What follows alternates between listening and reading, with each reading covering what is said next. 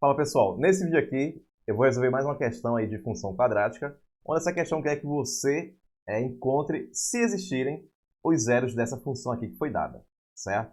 f de x igual a 2x ao quadrado menos 3x mais 5. Mas antes de continuar, não se esqueça aqui ó, de se inscrever no canal, deixar o like no vídeo, ok? Que isso vai ajudar bastante. Então vamos lá.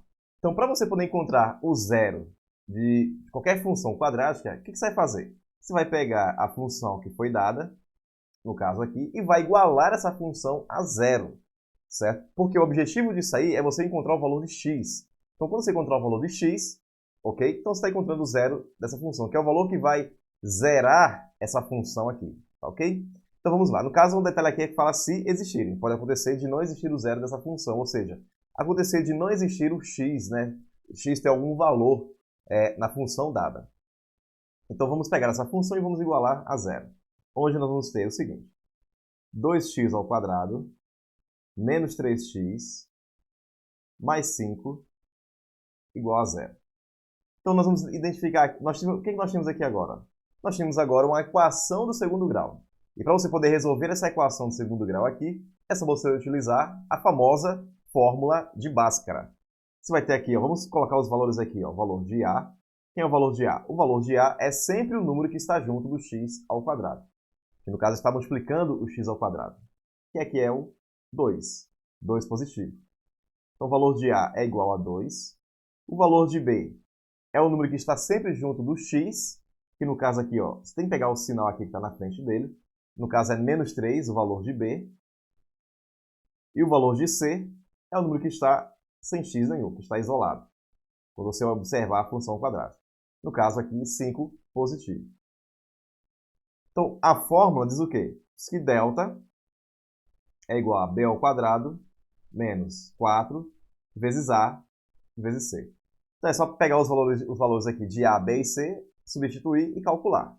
Vai ficar, ó, delta é igual, coloca entre parênteses, que o b é negativo, menos 3 ao quadrado menos 4 vezes o valor de a, que é igual a 2, vezes o valor de c, que é igual a 5 positivo.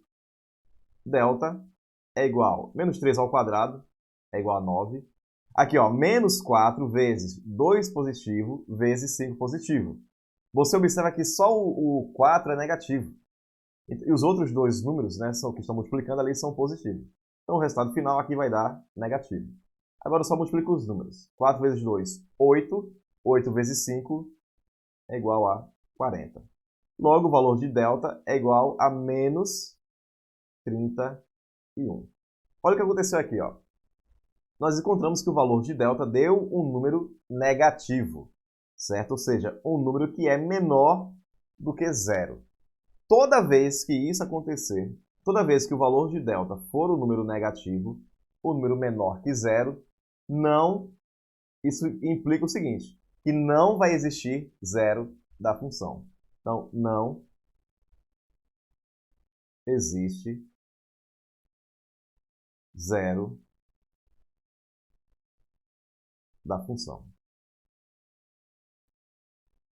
Ou seja, não vai existir um número, certo? Que você vai substituir no lugar de x, que vai zerar essa função. E quando você calcular, vai dar igual a zero, o valor dela.